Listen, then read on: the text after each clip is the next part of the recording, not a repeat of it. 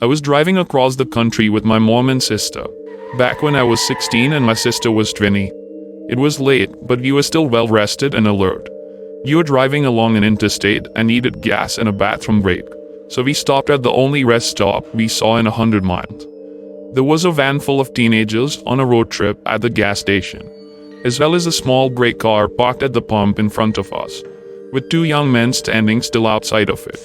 When we got there, everything felt wrong. We'd been on the road for days and seen many rest stops at night, and I'd never been afraid until then. My mom and sister went inside and I stayed in their car. I heard the teenagers say they were creeped out and couldn't get the pump to work, and they left in a hurry. I was watching the car in front of us, and the two men had not moved at all. Not an inch. They weren't talking. They weren't on phones. They were just standing there, still as stone. My sister and mom came running back out to the car, and when they got in, the two men slowly turned to look at us, while not moving or pivoting the rest of their bodies, and I swear to God, we all saw the same thing. They had eyes dark as pitch and empty. Truly empty. Not black, not reflecting any light at all. Just a void. We sped out of there, and didn't stop until we were in the next city. The worst thing about the entire experience, we couldn't find the place on any map. We knew exactly which spot on the interstate to look at, and we couldn't find it on Google Maps or any paper map we had. We even asked locals about the creepy gas station on that stretch of road, and only got confused looks. We've traveled on that interstate since, and there's no rest stop. I was babysitting my niece once, while I was staying at my brother's place, and they had the baby camera set up, so I could see her on the little TV it came with. I was studying and started dozing off when I heard some whispering, and I realized it was coming from the monitor. I initially thought it was some feedback or something, but when I looked at the TV, there was a dark shadow near my niece's crib. I'd never been more terrified in my life, but the shadow was clearly there, while it wasn't there before. I ran to my niece's room and looked around and saw nothing, but I took her the hell out of there.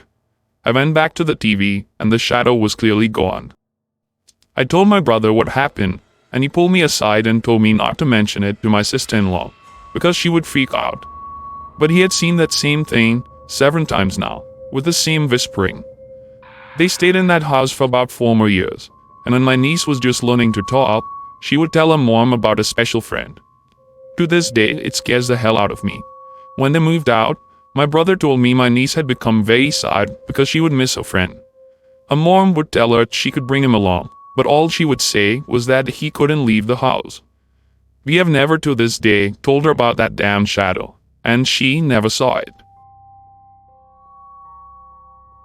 How did the princess take control of her message board, if only for a few seconds? It didn't make any sense. A message board wasn't a video game. A message board pulled all its information from the darknet.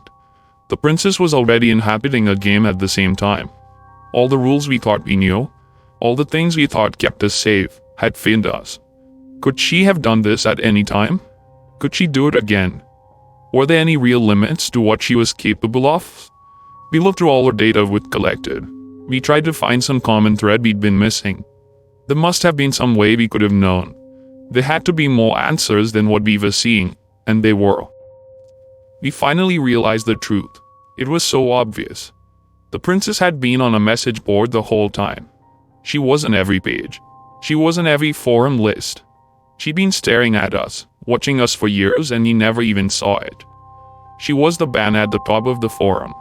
She was every screenshot we'd posted, every video we'd uploaded, and every piece of fan art we'd drawn. Every image of her is her. Every image of her, when observed, gives her power. She's not a ghost. She's not a computer virus. She's an idea. Living fiction. She lives off observations and thoughts of her. When we all watched that stream, banded together, and gave her all our attention at once, we made her more powerful than she'd ever been before. We made her strong enough to manifest through the images we'd posted on a message board, and speak directly to us. We took down all the images. From what we speculate, it's enough to simply never look at them again. But we deleted them all just to be certain. However, it may already be too late for us. I've been losing contact with other members of the society. I can't tell if something's happened to them or if they've simply gone into hiding. But at this point, only a fool wouldn't consider the worst-case scenario. I'm not completely heartless. I know she's fighting for survival now. For her, being forgotten is death. She does what she does, in the hopes of keeping a memory alive. To that end, perhaps my telling her story is a small act of mercy. Maybe the thoughts I've lent her will ease her pain somewhat. I don't know, but either way, that isn't why I wrote all this. What I've told you could put you in great danger, but it could also save your life. You're a target now, and in the months and years ahead, she may well come for you. But I've also given you all the knowledge you need to keep yourself safe. Do not try to fight her. Do not try to talk to her. Do not try to outsmart her or trap her. Don't investigate. Don't try to understand. Don't try to be her hero. Don't try to be her savior. It is my sincere hope that I've given you all the answers you want, so you won't make our mistakes and try to investigate further. There is one, and only one thing you need to do to be safe.